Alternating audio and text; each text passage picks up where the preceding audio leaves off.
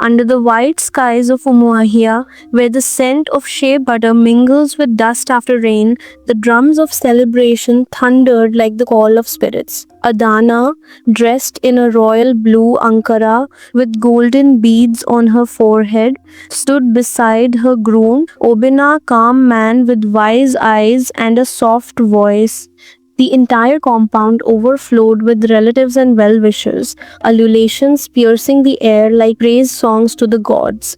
Elders poured libations on kola nuts, invoking the ancestors to bless this union. "You are now one flesh," the village priest said, tying their wrists together with red thread.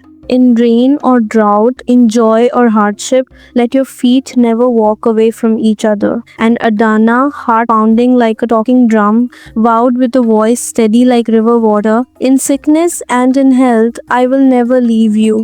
And the people clapped and danced. She was not just marrying a man, she was marrying a destiny. The gods give and the gods test. That is the way of life. 2 rainy seasons after the wedding, Obina set off to the next town to teach the young boys of Umuike. But that journey, meant for wisdom, ended in disaster.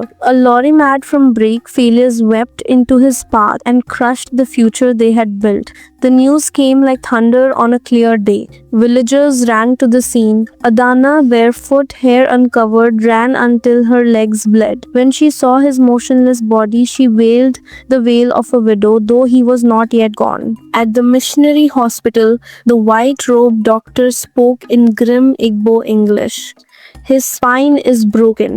He will not walk again." But Adana looked at her husband's pale face, touched his cheek and whispered, "Then I will walk for both of us." In that moment, her journey changed from wife to warrior. In African homes, when a woman takes on the mantle of care, she becomes more than just a wife, she becomes the foundation of the house. Adana, once a seamstress known for her flying fingers and colorful wrappers, gave it all up to care for her paralyzed husband. She bathed Obinna under the guava tree each morning, singing old Igbo lullabies to ease his shame. She learned how to turn him in bed so his skin would not rot, how to mix herbs from Mama Nkechi for his joints. She did not attend weddings or festivals. Her waist grew tired, her eyes lost their sparkle.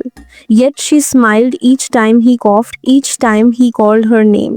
And though her family begged her to return home, "You are still young, life is not over," she stayed. Because in the land of the living, love is not spoken with words, it is shown in action. It was an evening like any other.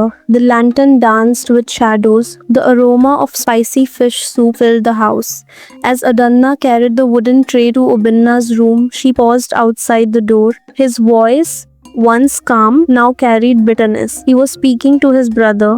"She is just doing this to feel important. I never asked her to stay.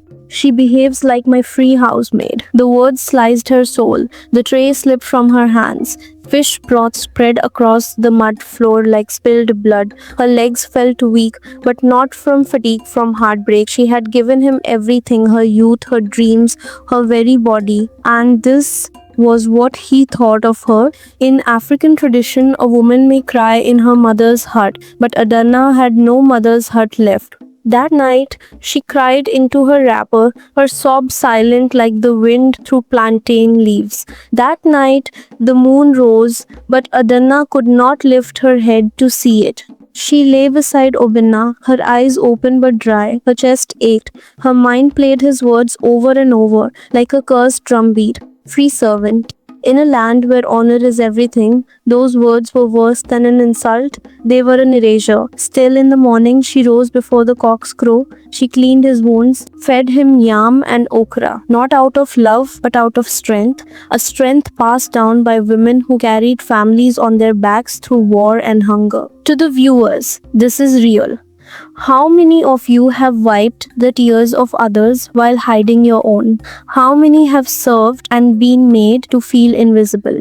Beneath her silence, a fire began to burn. While Obinna napped under the mango tree, Adana opened the old storeroom. Dusty and forgotten, her cousin's sewing machine sat like a buried ancestor's gift. She cleaned it, prayed over it, and began sewing. First, simple skirts, then full wrapper gowns with bold patterns like sun and storm. She sold them at the market under the name Ada's Creations. Each piece carried her pain, her prayer, her rebirth. The women loved her work. Some bought for weddings, some for burials. She didn't tell Obinna. What would he say? This chapter is for the viewers who are rediscovering themselves in secret, in quiet corners, in pain filled prayers. You are not invisible. You are becoming. Like the rise of Harmattan wind, her name began to spread. From market to market, her brand became a whisper of wonder. City women came asking for her gowns. Traders praised the woman whose hands stitched stories.